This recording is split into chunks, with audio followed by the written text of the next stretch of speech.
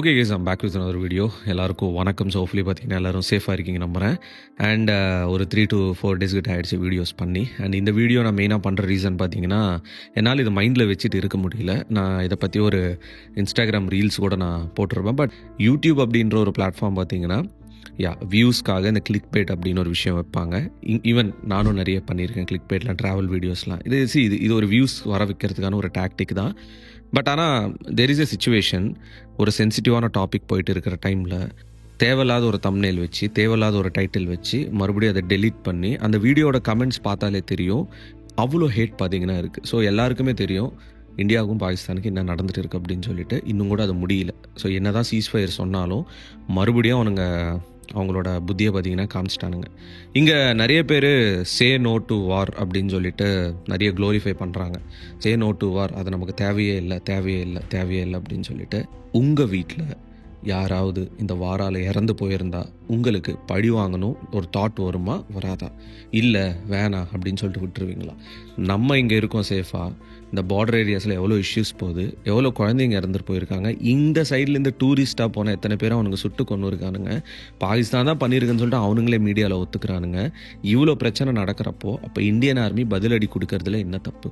So இங்கே வார் அப்படின்றது யாருமே சப்போர்ட் பண்ணலங்க. அந்த ஒரு கோவம் தான், எப்படி நீங்கள் கொல்லுவீங்க அப்படின்னு ஒரு கோவம் தான். ஸோ ரீசெண்டாக நம்ம A2D அவர் பார்த்தீங்கன்னா ஒரு வீடியோ ஒன்று போட்டிருந்தாரு. அதோட டைட்டில் அவர் ஃபஸ்ட்டு வச்சது, தம்ப்நெயில் வச்சது பார்த்தீங்கன்னா ரியலி ஷாக்கிங்காக இருக்குது. ஐ சப்போர்ட் பாகிஸ்தான் அப்படின்னு சொல்லிட்டு பார்த்தீங்கன்னா தம்ப்நெயில் வச்சுருந்தாரு. ஆப்வியஸ்லி அந்த வீடியோவில் இருக்கிற கான்டெக்ஸ்டே வேறு.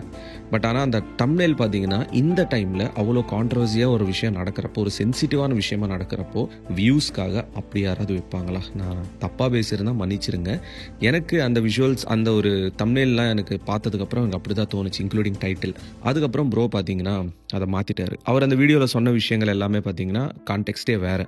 ஆனால் ஏன் டைட்டில் அப்படி வைக்கணும், ஏன் தம்ப்நெயில் அப்படி வைக்கணும்? அதுக்கப்புறம் கமெண்ட்ஸில் போய் பார்த்தா எல்லாருமே பார்த்தீங்கன்னா திட்ட ஆரம்பிச்சிட்டாங்க. லிட்ரலி எல்லாருமே பார்த்தீங்கன்னா அந்த கமெண்ட்டில் ஹேட்டை பார்த்தீங்கன்னா ஸ்ப்ரெட் பண்ணாங்க. அப்பவே தெரிஞ்சிருக்கும் நம்ம என்ன தான் உள்ள கான்டெக்ஸ்ட் டிஃப்ரெண்ட்டாக பேசியிருந்தாலும் தம்ப்நெயில் இந்த ஒரு விஷயத்துக்கு இப்படி நம்ம வச்சோம் அப்படின்னா இதனால் என்ன ஒரு பிரச்சனை நடக்கும் அப்படின்னு சொல்லிட்டு ப்ரோக்கு நல்லாவே தெரியும். இந்தியா பொறுத்த வரைக்கும் அவ்வளோ ரிலீஜியன்ஸ் இருக்குது, அவ்வளோ டிஃப்ரெண்ட்டான பீப்புள் இருக்காங்க. பட் ஆனால் இங்கே இருக்கிற முஸ்லீம்ஸ் மேலே பார்த்தீங்கன்னா எப்போவுமே எனக்கு ஒரு பெரிய மரியாதைன்றது இருக்குது. Pakistani Muslims they are different. அவங்களுக்கு டெரரிஸ்ட்டுக்கும் ஆர்மி பீப்புளுக்கும் ஒரு சோல்ஜர்ஸ்க்கும் ஒரு சுத்தமாக வித்தியாசமே தெரியாமல் தான் பார்த்தீங்கன்னா அந்த ஒரு கவர்மெண்ட் அவங்கள அப்படி ஆக்கிட்டாங்க.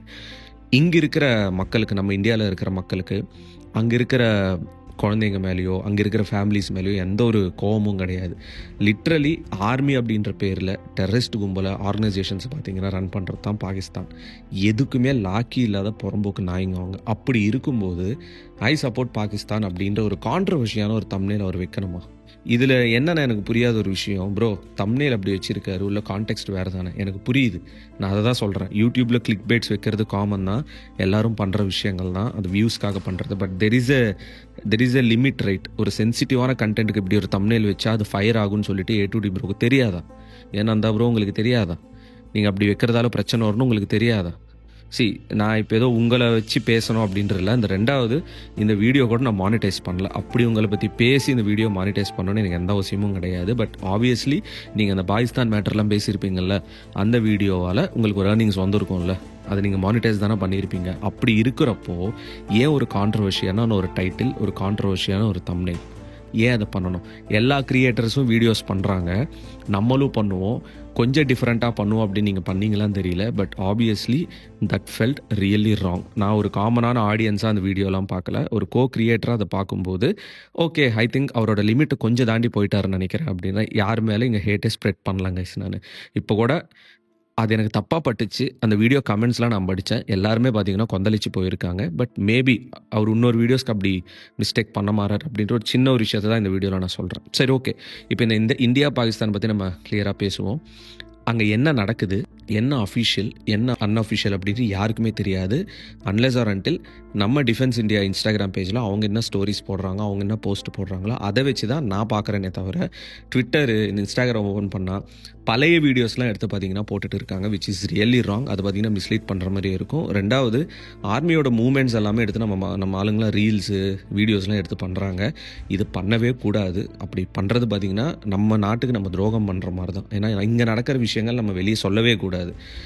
மூணாவது, ஒரு சேனலில் லைக் டே 1 டே 2ன்னு சொல்லிட்டு vlog ரேஞ்சுக்கு பார்த்தீங்கன்னா இந்த வார் விஷயங்கள்ன்றது போட்டுகிட்டே இருக்கார் ஒருத்தர். பட் அதில் அவர் சொல்கிற இன்ஃபர்மேஷன்லாம் கரெக்டானு கேட்டால் 50% கரெக்டாக 50% பொய். அது ஒன்றுமே இல்லை. ஏன்னா அவரே பார்த்தீங்கன்னா ஆன்லைனில் நடக்கிற விஷயங்கள் வச்சு தான் அவரே போடுறாரு. அண்டு கிளியராக டிஃபென்ஸில் சொல்லிட்டாங்க, நாங்கள் அஃபிஷியலாக ஒரு இன்ஃபர்மேஷன் கொடுக்குற வரைக்கும் நீங்கள் எதுவுமே ஷேர் பண்ணாதீங்க.